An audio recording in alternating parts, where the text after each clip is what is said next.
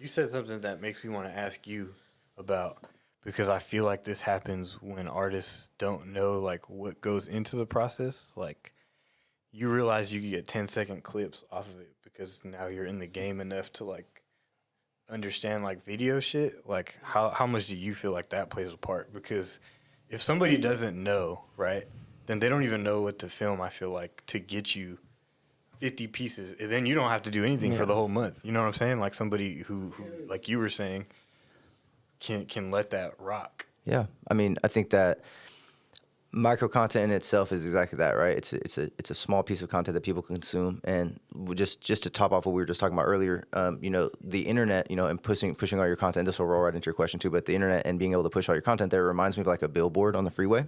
Yeah, you know what I'm saying? So a billboard on the freeway has probably like the most exposure that any advertising agency could get you. Is going to be a billboard that's on the freeway. It's got millions of people driving by every single day.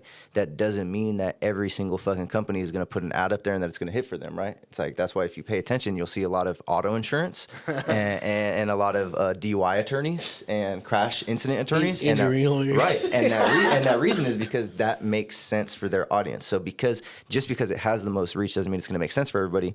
But leaning into, just that conversation we were having before, if you are going to flood the internet, I mean, that's where the most traffic is right now. People spend more than half of their fucking life staring at their phone, and out of that time, they're spending half of it on meta services, which are Facebook and Instagram. You know what I'm saying? So it's a real fucking sick thing that's going on, but that's where I think that lean-in happens. And so when you start thinking about that, you start thinking about, okay, well, if this is where content is getting consumed and this is where I'm going to put, this digital footprint where people can seek me out or stumble upon my page, and they're going to consume me as if they were consuming any of the other pages that they're sitting on there consuming, you know what I'm saying? What does that come with? Well, if I want to post consistently, am I going to pay $1,000 for a music video every single week and put it out there? No, probably not. You know what I'm saying? Am I still going to do that because I think it's still required as an artist to put full production music videos out? Well, yeah, I'm a video director. I 100% think you need full production music videos. You know what I'm saying? I think that's part of the game. But there's a conversation. We were just talking about it. There's a conversation where people are like, you really don't. So that might just be my bias. But continuing in, go ahead. Other opinion is you can use those videos and turn it into content as well. Exactly. And that's what I'm because it's all micro content, right? During that 6-month run I had, that's what I did. I took old videos I wasn't even touching no more. Promoting, added lyrics to it, just posted on Instagram and TikTok and left it at that. I dropped a So Sacramento reel like 3 days ago. I got people commenting on that motherfucker like it's a new song, bro. That motherfucker dropped a year and a half ago. That was hella You know what I'm funny, saying? So I'm definitely on the same tip, but it just costs a lot of money, right? So talking to your question of what's the best way to go about that, what do you shoot? I mean, to me, if your music is the content that you're really getting behind, and this is really where you fuck with, right? I think I'm one of the dopest artists out. You know what I mean? That's why I want to shoot the content, because I think what I talk about is dope, and I think that the visibility goes up when you put a visual on it. Yeah, your phone ringing during the podcast. But the visibility goes up when you shoot a visual to it. So I try to figure out a way that could be efficient and cheap. Yeah, get the mic in your mouth, bro. It's way too far from me. But blitz you right now.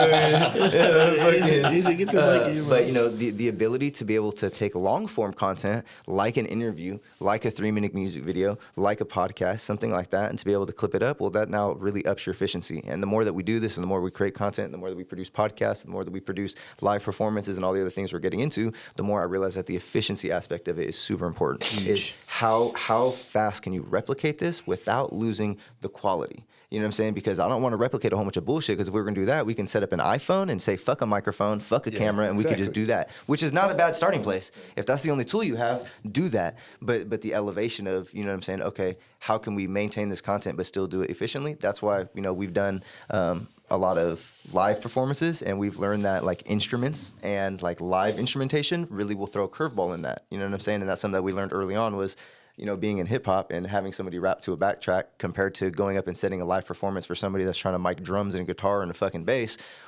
Well, you're not doing that in 20 minutes. You know what I mean? We could go knock out content for fucking 15 artists in the city in an hour and a half. Bless you. In an hour and a half. And everybody can have 4K quality content. We've seen it put out there. We've seen with the Freestyle Friday Cyphers. We've seen this content that gets provided that can be high quality content that gets into these other people's algorithms, and other people get to consume this content as if it's their content, and people love that shit. You know what I'm saying? And I think that comes back down to when you're watching, if you're a true consumer, which I think we're somewhere in the middle ground. I think that we're a little bit further away from true consumerisms, because I think we're so biased into looking at it because of how we also create in it. We for sure not true consumers. Yeah, but there are true consumers that really just get on and they look up Gwen Stefani, and then when they scroll to the next one, it's you. You know what I mean? And if the quality and the audio is there enough to where they don't even notice the difference, they're gonna consume it. They're gonna shoot you a follow, and you just got a fan. You know what I'm saying? If you look like a beginning start off artist with lower quality, not to say that that's not gonna happen, but I think that now that you're more selling like your journey, which is something that we've talked about in the past too, which I think that's almost just as valuable. If all you have is the iPhone 7, bro, and it's got a cracked screen and a cracked camera, and that's why you're looking at me in my face telling me so I'm not dropping content, I'm gonna tell you you're capping. You know what I'm saying? Set that motherfucker up and get to it. Let me hear you rap something. Shout out Chaos, the motherfucking rapper. Yeah. You know what I'm saying? Watch him build up the whole YouTube short. Yeah, go check out Chaos the Rapper's YouTube. He's lit. YouTube shorts going nuts. He got the captions on. He knows what's happening. It's dope, bro. Has he blown up off it? No. Is there real fans in his comments right now that have never heard of him that are on his YouTube? For sure.